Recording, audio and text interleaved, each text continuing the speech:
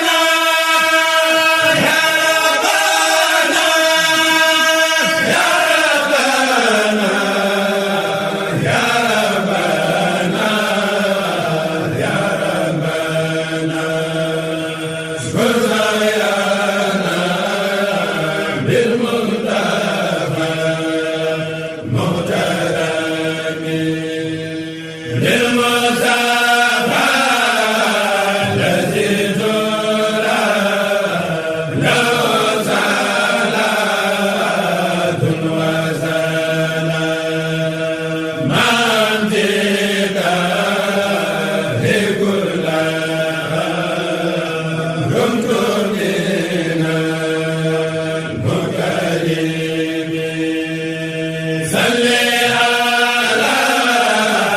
man